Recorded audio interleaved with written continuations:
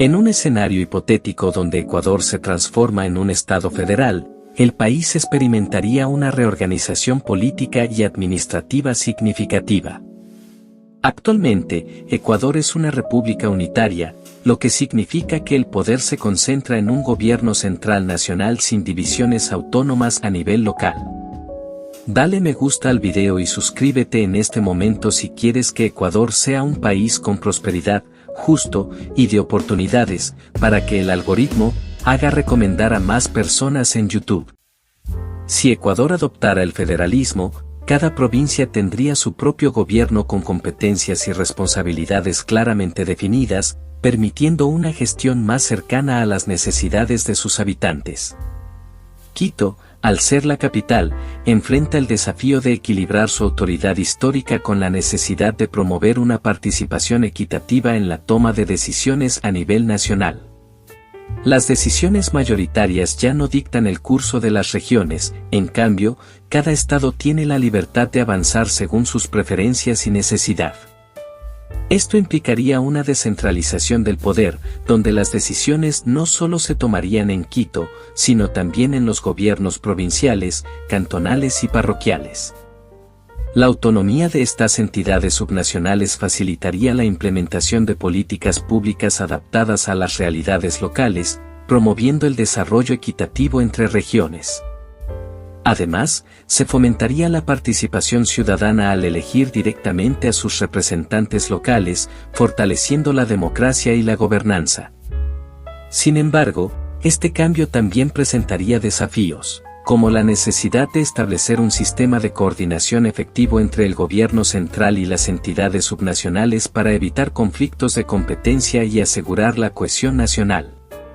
La transición a un Estado federal requeriría una reforma constitucional profunda y un consenso político amplio, considerando las implicaciones legales, económicas y sociales que conlleva. El federalismo es un sistema de gobierno que puede traer varios beneficios y desafíos a un país como Ecuador.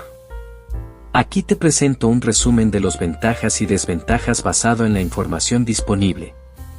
Ventajas del federalismo. 1. Distribución equitativa de poder, evita la concentración de poder y promueve un equilibrio que puede prevenir abusos.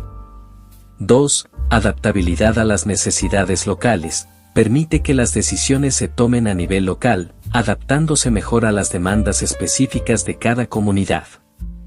3. Protección de la diversidad cultural, salvaguarda la identidad cultural de diferentes grupos dentro del país. 4. Laboratorios políticos, diferentes regiones pueden probar y evaluar políticas, lo que fomenta la innovación. 5. Responsabilidad y participación ciudadana, fortalece la democracia al promover una mayor responsabilidad de los gobiernos locales y la voz de los ciudadanos en asuntos directos. Desventajas del federalismo. 1. Duplicación de esfuerzos y recursos. Puede haber redundancia en la administración entre el gobierno central y los gobiernos locales. 2. Desigualdad entre regiones. Puede haber disparidades en el desarrollo y los servicios entre diferentes regiones. 3. Conflicto de intereses. Los distintos niveles de gobierno pueden tener intereses contrapuestos que dificultan la gobernanza. 4. Fragmentación política. El sistema puede llevar a una división política que complica la toma de decisiones unificadas. 5. Tensiones y conflictos territoriales. Pueden surgir disputas sobre la autonomía y los recursos entre el gobierno central y los estados o regiones.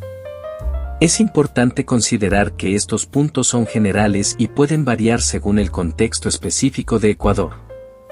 Además, la implementación efectiva del federalismo depende de múltiples factores, incluyendo la voluntad política, la estructura legal y la participación ciudadana. En resumen, la federalización de Ecuador podría potenciar la autonomía regional, la eficiencia administrativa y la representatividad política, pero requeriría una cuidadosa planificación y colaboración entre todos los niveles de gobierno para ser exitosa.